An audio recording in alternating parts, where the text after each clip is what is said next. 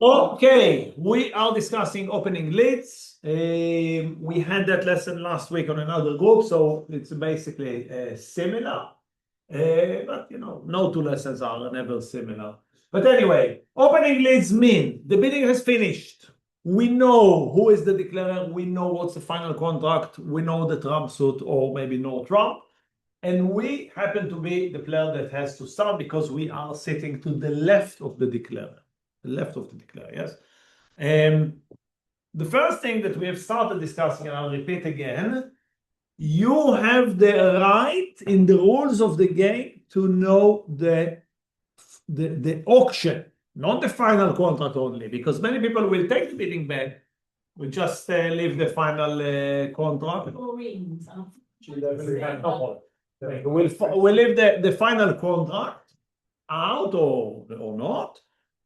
But for the opening lead, let's say the final contract is 3 no trumps or 2 no trump or 1 no trump, but the opponent bid 1 spade, let's say, obviously. So that could help me in that specific case, probably not to play spades. Why? Because they have spades. That's a longer suit. Okay. So it's not only the final contract. I want to see or I want to know the whole conversation. Okay. Sometimes my partner bids something and my partner's showing me a long suit. So that's also very important. So the rules are you are allowed to know what was the bidding. If the opponents have taken it already, you can ask them to put it back. And that's why I always say never take the bids back before the opening lead. Because if they take it back, they might ask you to put it back. So why do it? Just leave it, wait for the lead, and then you put it, and then you put it back in the bidding box. Okay. Okay. So opening lead, choosing the first card is important. It could sometimes change the final outcome, whether the contract is going to be making or not. I would even say frequently, it could be very crucial. The most important part to understand is that we have to think twice. We have to divide, as Alex said, we have to divide the thinking into 2 sections. I'm starting by choosing the suit. I'm not trying to choose a specific card to start with, okay? And choosing the suit is the more important part, by the way. The choosing of the card is more technical. We'll discuss it as well, of course. But choosing the suit is connected to the bidding, what was bid by the opponents and maybe by my partner, if my partner bid, and of course, my cards, okay? And also one thing that affected also very severely is what is the final contract? Is it no trump or is it a trump suit? Okay, so all of those parameters are very important to think about. Okay, let's start. Start with no trump. No trump is the easiest because in no trump contract, there is one main guideline and it is length. Length is the most important in a no trump contract, either to lead my length, my partner length, or not to lead the opponent length. Okay, so what does it mean? If my partner bid a suit, I know that they are long in that suit, I would usually lead that suit. If the opponents bid a suit, I know that they are long in that suit, I would usually not lead in that suit. And of course, finally, sometimes you don't have a lot of information from the bidding. For instance, the bidding can go 1 no trump, 3 no trumps, and then you have 0 information. And so, of course, we will look in our hand and lead our long suit. Okay, but length is the main, let's say, parameter that help me decide. Trump contract, on the other hand, if there is a trump in the game, it doesn't matter if it's a diamond, spades, hearts, or clubs, create more, let's say, options. Okay, so again, we can still lead from length, and it will be absolutely fine. Okay, and definitely not wrong. But if there is a trump in the game, we might have to say, you know what? Maybe I lead from a very short suit, if you have it. The classic example is opponents are playing, let's say, 3 diamonds, and you have singleton spade. Okay? What will be the advantage to lead from a singleton? What's the advantage? What, in a no trump? No, the contract is in three diamonds, let's say, or diamond contract, and we have only one card in spade. If it means that whenever they do spade, you can use the trump. Exactly. After I lead the spade, I'm left with no spades. Okay. Yeah. So if I have a few diamonds, a few of the trump suit, okay, I'm saying, wait, if I don't play the spade and I'm not getting the ability to trump, what the declarer is likely to do at the beginning of the game usually? Draw the trumps, and then I'll say bye-bye to all my trumps, and I cannot trump. Okay. So leading the spade, creating the void, increase the chance that I will trump. Now, of course, it requires also communication with you and your partner. If you lead the spade, your partner needs to hopefully realize that you had a good reason. And if they have a chance, because in order to trump the spade, you need someone to play it. Now, maybe the declarer will, but of course, this is not something that we can control, and usually the declarer is not working for us, okay? So you need to hope that your partner will read it and play the spade back to you. And of course, there is a guideline in defense in general. If your partner led a suit, in many cases, you would play it back to him if you have a chance, if you win a trick, etc. Okay? So it just shows that in a trump contract, there are other, let's say, parameters that we can use. It's not only length, it could be shortage, and sometimes we even lead with the trump suit itself for various reasons. Okay? Well, why would you? Because I see that. It's a difficult question. It's a difficult question. I would say, if we don't want to get too deep into that, I would say, if I don't feel that I have a good option, okay, like a singleton or like a nice suit that I feel that maybe my partner has it or I have it strong enough or good enough to lead, sometimes it's like many people will think, you're giving up, you're playing trump, you're playing into their hands. But the thinking in playing in leading trump is to say, I assume that they have all the trumps or the majority of the trumps or most of the strong trumps. And I know that I'm not going to win. I'm not trying to win that trick, okay? But it's part of the concept that, okay, let's say you have a queen. Generally speaking, in a sense, you have a queen. Happens a lot. Do you want to win the queen or not? Do you want to win with the queen? Yeah. Yes, of course. It's a rhetorical question. Of course, you do want to win the queen, okay? But if you play the queen, will you win it? Not necessarily. No, highly unlikely. Highly unlikely, because when you start, you have a big disadvantage. Remember, as the opening lead, as the opening lead, you are the first to play, and there are three playing after you. Okay, one of them is your partner, but you are in the most inferior position. Everybody can play higher than you. So that's why if you play a queen, unless your partner has the ace or the king or both, someone will play higher. They won't let you win. Okay? So I'm saying, okay, I have a queen. If I play it, I lose it. If I play that suit, but not the queen, let's say, not necessarily someone will use the ace or the king. They might use the jack or the 10, and then I didn't do anything. My queen is still might lose to the ace or the king later on. On the other hand, imagine that in that same suit, yes, we have, let's say, queen, 7, and 4, okay? If someone else played that suit, initiate that suit, our chances to win the queen are much higher. Yeah. Because if they play the ace, can I play low? If they play the king, I play low. If they play the jack, I can play queen. Potentially, yes. But it depends exactly who started and where are the cards. It's not guaranteed, okay? But it's much better or much higher chances compared to if I initiate the suit. So you have to understand that initiating is not so good necessarily. Okay, it has a big disadvantage. It has an advantage because, of course, you can choose the suit. It has a big disadvantage because you are playing first. So usually when we lead, if we lead not in the trump suit, let's say, there is an element of hoping that my partner can help me.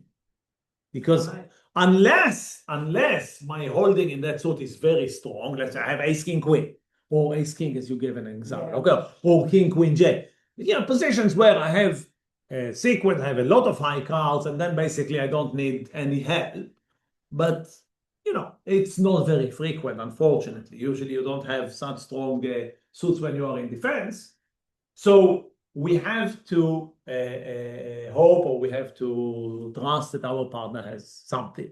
But 9 times out of 10, you support your partner if they've said one club. If they bid something, then it's easy, because the big advantage in playing partner suit is exactly that. We are making sure they are not initiating. So if they have a king or a queen, or a king and a queen, or ace and a queen, or whatever, they being third, when I start, they will be third. Yes, I'm starting, the dummy is second, my partner is third.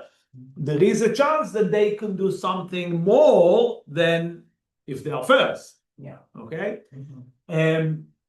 So that's why we're saying partner bid something, you would usually play their suit. There is a big advantage you are playing too. And think about a declarer. When you're a declarer, what is one of the very important guidelines? If you have a king, let's say, and you see you don't have matchwork, you are trying to play towards that king to give it a chance to win. If you play the king and you don't have the ace, then one of the opponents will use the ace. But if you're playing towards the king, you increase the chances that it will win. Okay, so it's very similar concept. It's the same idea, to play towards something rather than from something, like cards. Okay, so from that holding, I don't want to play that suit. I want someone else to play that suit, and then chances to win the queen increases significantly. Okay, remember, it's not guaranteed. So one of the reasons to play a trump suit is because most of the suits look like that, and I'm saying I don't want to play those suits. So I'm playing trumps as a very patient move. And the patience is, I'll wait for them to play the suits where I have the high cards. Hopefully, again, as I said, I'm not guarantees, but it could increase the chance. Okay.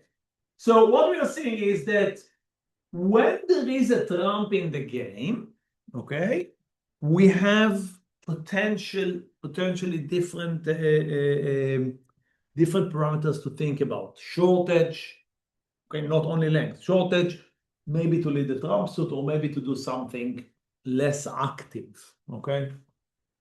So the first step is we want to choose the suit that we are leading. So what are we, again, let's go over the parameters. Okay. So one, partners, I would say that this is probably the most important, partners suit. Okay. If my partner has bid a suit, in most cases, I will lead with that suit. I will play to them. Whatever I have, doesn't really matter. Okay. I don't know if chronologically, but partner suit is probably first. And now in 2 and 3, we have not opponent suit. Let's try to do it short. Okay. So I usually won't play the suit or a suit that was bid naturally by my opponents. They open one heart, so they bid responded with 2 clubs. They are showing their longest suit. It will usually be not recommended to play into their long suit. Usually it will be a good suit, not necessarily, but again, it's not 100%, but let's say this is a very common guideline, very important. And then of course, my suit, okay, coming almost last. And when I say my suit, it could be length, especially if it's a no-trump contract, then length, as we said, the most important. If it's not no trump, my suit could be singleton. Why? Because I want to trump, as we discussed. And of course, we have the options like leading the trump suit or things like that. So we leave it out of the, but those are, and what we can see, the two most important guidelines, let's say, are connected to the bidding, not to our cards, connected to the bidding. Many people neglect the bidding. The bidding is finished. They don't even look at the anything. They just look at their cards and choose the suit. And then the partner said, "Wait, I bid hearts. Why didn't you bid hearts? Why didn't you lead hearts?" What they said, because I haven't noticed the bidding. Yeah, but if your partner has passed at the beginning, and you go for length and go maybe for the fourth card down, then when it We'll gets soon back- we'll soon discuss which card to lead. be looking what you led. So, and so not that- you. That's you're talking about now the defense later on. Yes. I mentioned that before when we discussed the singleton, that when I lead, I'm usually the partner is expected to come back to me. We'll discuss maybe yes, maybe no. But yes. But that's not connected to the opening lead. That's connected to the communication between the defense later on. Of course, When you're you- right. Sorry, so when you open your bid, what? Not lead, open your- lead, sorry, lead. open your lead. So if you've got length, what card would you take? Okay, wait. So the first part, as we mentioned, we have two parts. The first Yeah. part is which suit to lead. Yeah. And that will be affected by the final contract, the course of the bidding, okay, the auction, and of course my cards themselves, clearly. Okay. So we made a decision. We say, okay, we are leading dime. Okay, why? As everything we discussed. Yes. Yeah. So remember to actually divide it into two sections. It will make your life easier. So I'm not looking for a card. I'm looking for a suit. After I chose the suit, then I'll choose the card. Does it make sense? Okay. So now we are going to the second part. Can I pop it off? Okay. Now, we're going to the second part, and the second part is which card should I lead from the suit that I have chosen in the first part? Okay, so I think we have time to do the more elaborate than I've done in the previous lesson. I don't know, the block is not working. Okay, 1:30. half past, yeah, we have time. Okay. Let's start and I'll send you the notes, and with the notes, I'm starting from the short to the long because it's easy. As you're shorter, you have less options, I guess. Okay, if I have one card, I don't have a choice. I have only one card, so I play it. Okay, so it doesn't matter what it is. If you chose to lead a singleton, we lead a singleton. By the way, two main reasons to lead a singleton. One, it's a trump suit and I want to trump. B, my partner beat that suit. Okay, those are the two main reasons to lead a singleton. But if you lead a singleton, then you don't have a choice, and then it's easy. What happens with a doubleton? So first of all, why would I lead a doubleton? Mainly when my partner bid it, then I'll definitely lead whether I have a doubleton or not. Or this is a bit optimistic, but you can also with a doubleton hope to get to trump. Yes, to create a void. Of course, with a doubleton, it's a longer process because you need 2 rounds to play, and only then you can start trumping. It's a very big difference than a singleton, but it definitely can happen. Okay. If we have a doubleton, the guideline is very, very clear and easy. With a doubleton, always the higher card. Whether it's a picture card or not makes no difference. Okay. So if I have 4 and 2, okay, sorry, 2. Okay, 4 and 2. I need the 4. Ace and 9. Ace.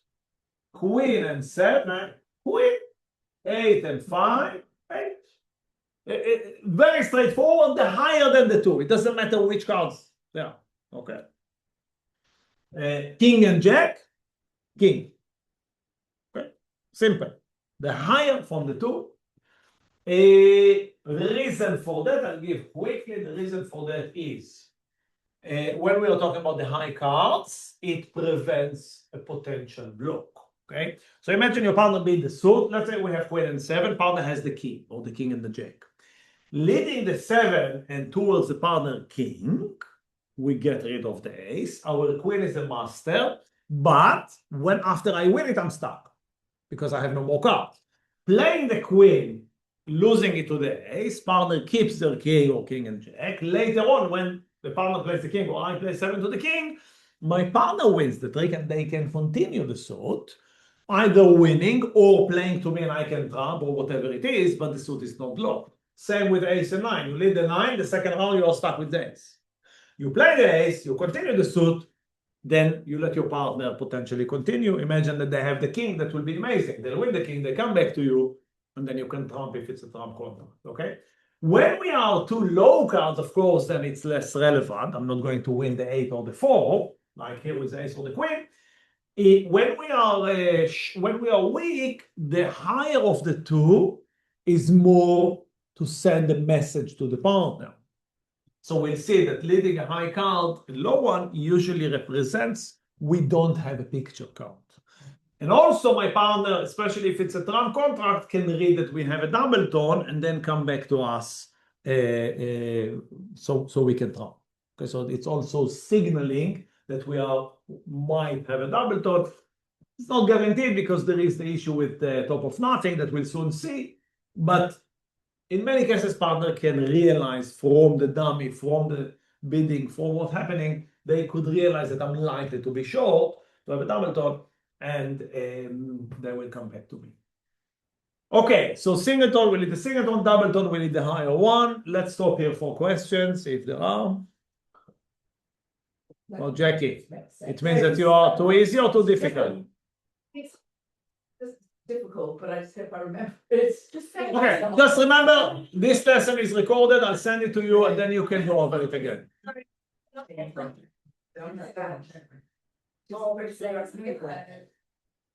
So what happens when we have a long suit? Long suit is defined as 4 plus. Okay, 4 plus. And that will be the more likely, more likely you lead from 4, 5 cards, yeah, long suit. Definitely if it's an all-term contract. Again, unless you're leading your partner's suit, you will lead your longest suit. With a long suit, or generally speaking, okay, when I lead, I have 2 goals when I choose the cards. One goal is to maximize the number of tricks that I can win, hopefully. Okay, so that's clear. We want to win as many as we can. But there is a second quite important, let's say, task, and that's to communicate with my partner. In other words, to tell my partner what I have. Describe what I have in that suit. Okay, and that's where when we are always starting with the sequence. Sequence is the most important. It's also always the first priority. That was your mistake today as well that you mentioned, okay? Because with a sequence, we can achieve both of those, let's say, goals if we play correct. So let's see. Imagine that you have queen, jack, and 3, okay? If we lead the 3, which many people will go with the low card, yes, this is a general guideline, usually to lead a low card, but remember that it depends on the holding. Why leading the 3 here would be wrong, okay? The danger in leading 3 is that the opponents will not use the ace or the king. They might have ace and king, okay? I don't know. Maybe my partner has either the ace or the king. I don't know. But if the opponents have the ace and the king, or if my partner does it, not necessarily will they use the ace or the king. Right. They can use the 8 or the 9. Yeah. And then the problem is, think about the tricks. What happens? We are not promoting our cards. What's the alternative? Imagine that you play the 10. That's already much better because playing the 10 will force someone, the opponents, to use either the ace or the king. If they don't use the ace or the king, I win the 10. Amazing. That's Yeah. also good. Yeah. Okay. Yeah. But with the 3, you're not guaranteeing. Okay. So the first part of saying I want to maximize the number of tricks, clearly playing the 3 is wrong. Okay, it's too dangerous. Okay. And now let's go to the second aspect. And the second aspect, I don't only want to win as many tricks as possible. That's of course very important. I also want to tell my partner what I have. Okay. Well, as accurately as possible. Sometimes you can be more accurate than others. In this case, you can be very accurate, so we'll see how. So let me ask you this. If we play the 10, or if we play the jack, is there any difference? No. The 10 forces the king or the ace. The jack also forces the king or the ace and leaves the other 2, and the queen also the same. And once we have all 3, it doesn't really matter for us what we play. But let me answer this. If we play the 10 or the jack, will our opponent know that we have the queen? No. Therefore, when you have a sequence, you always want to play the most significant card, meaning the highest. Okay? So in this case, I play the queen. Initiating with a queen, or with any picture card for that purpose, king or jack, okay, would send the message, partner, I have a sequence. Why? If we didn't have a sequence, I would not have played the queen. Then I would have played low. Soon we'll get to it. If you don't have a sequence, you play the low card. Soon we'll get to it. And this is, of course, the most common position. But if we do have a sequence like you had today, okay, we play the highest card from the sequence. And by the way, when we say sequence, we are talking about sequence of high cards, not 5, 4, 3. Yes. So ace, king, queen, jack, 10, king, queen. I mean, if it's only 2 cards, also potentially fine, king, queen, jack. Okay, but at least 2 cards that are picture cards. 10 and 9 still considered as a sequence. Jack and 10, of course. Less than that is not considered a sequence. Okay, so 8, 7 or 9, 8 or things like that are not relevant.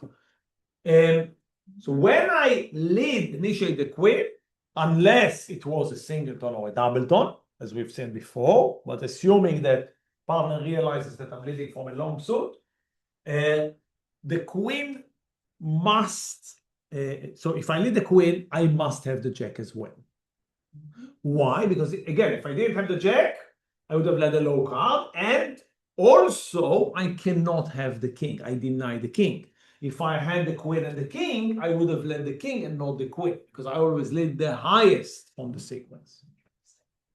Okay? So that way, I'm sending the message to the partner. Why is that important, you are asking? A good question. So let's say my partner has the ace, okay, the 6 and the 4.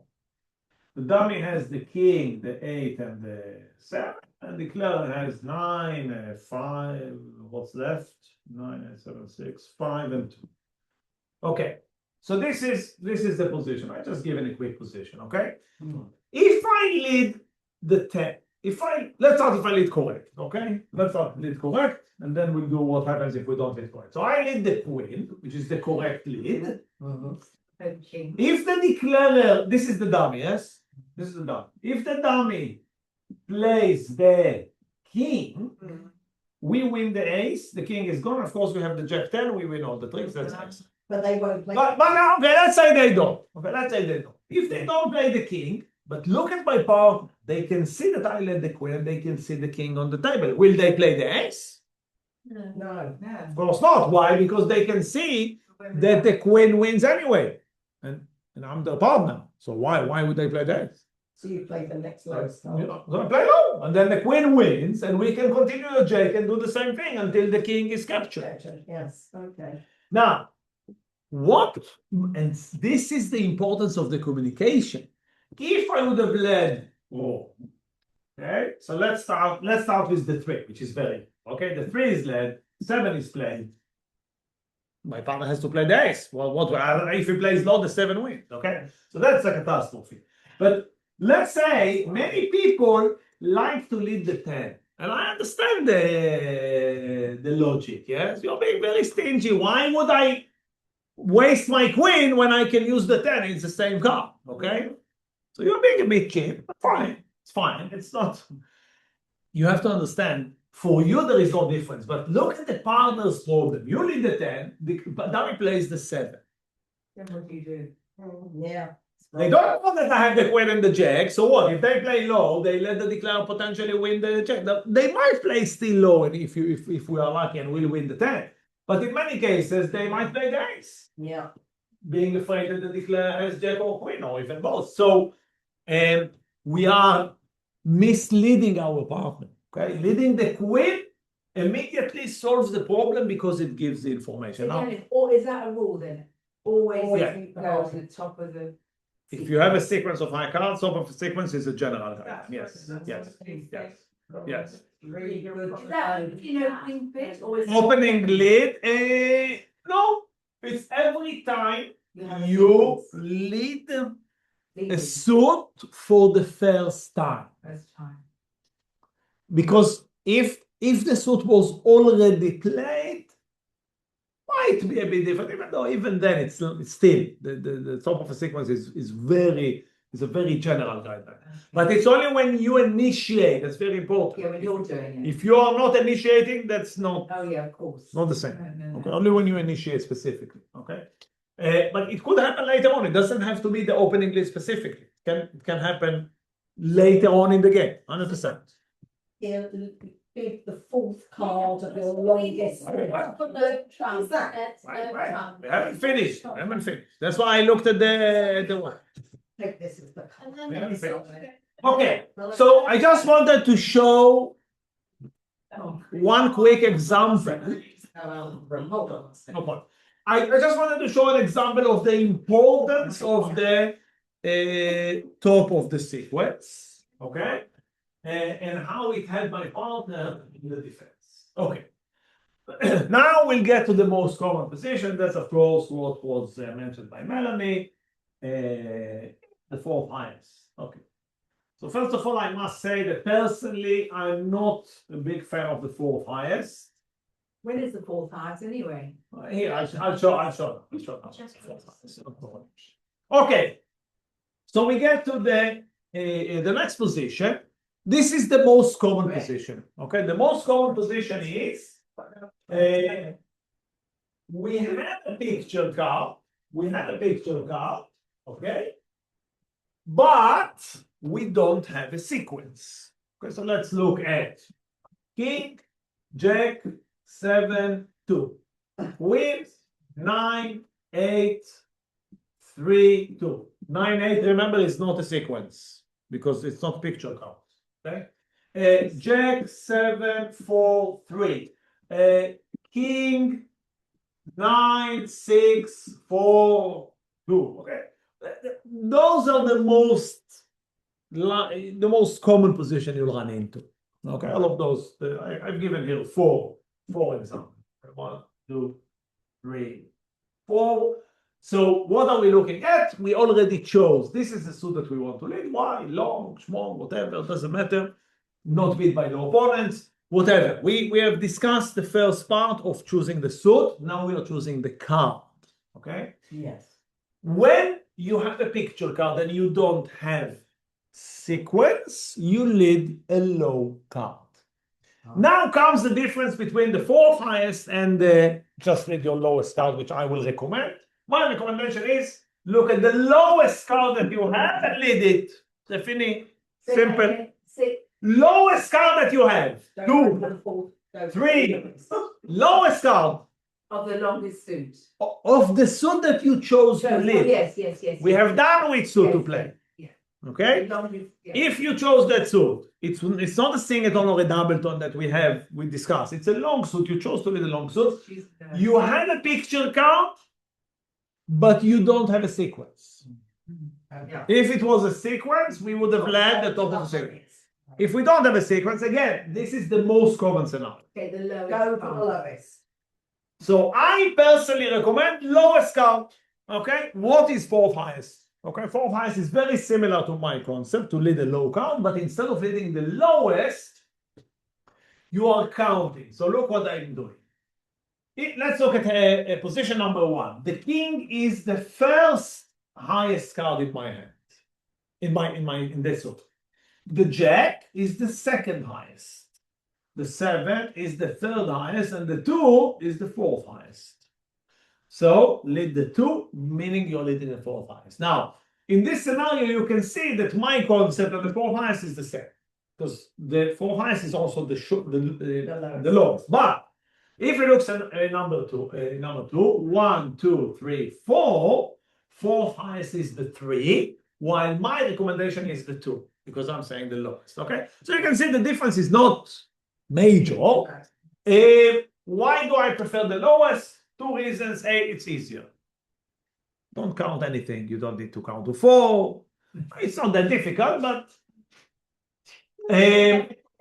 the second reason is that the advantage of the fourth highest exists, and it sends a message to your partner about your length. The problem is that to read that message and to use it is not easy.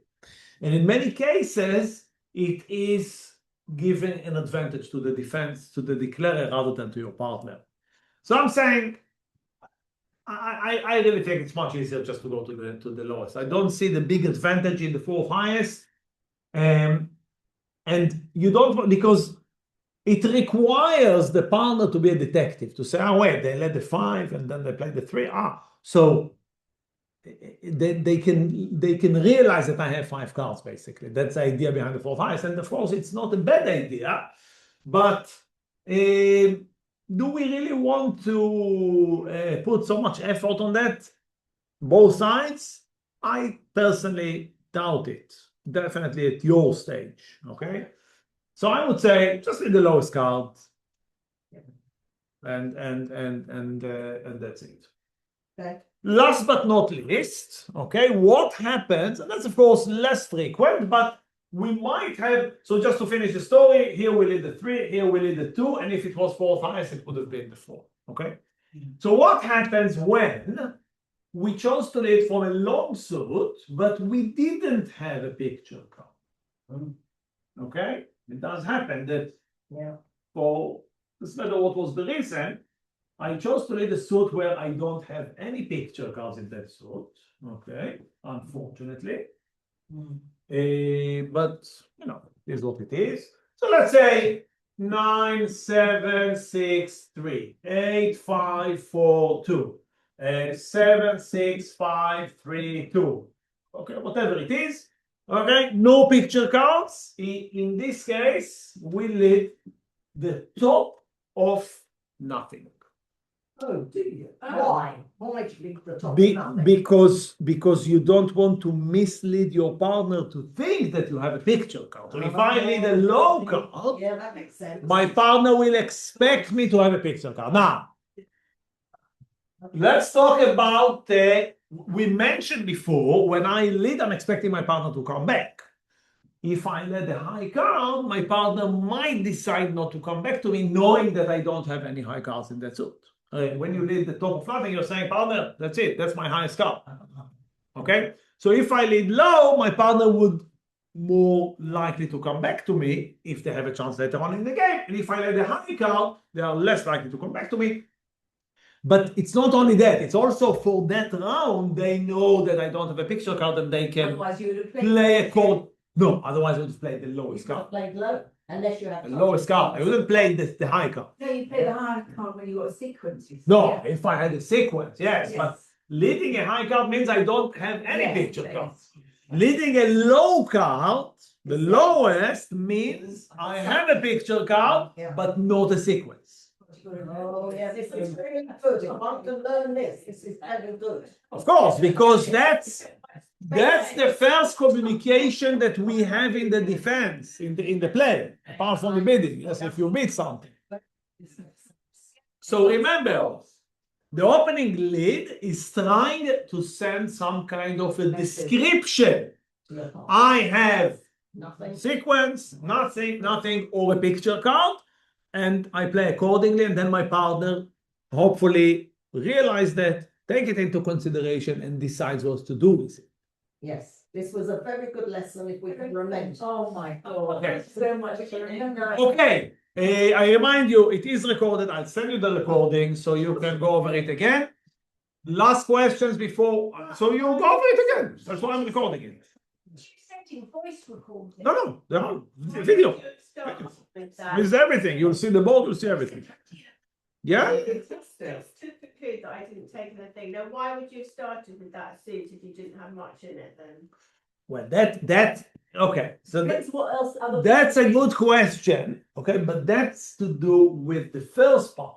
Remember, I said the first part, choose the suit.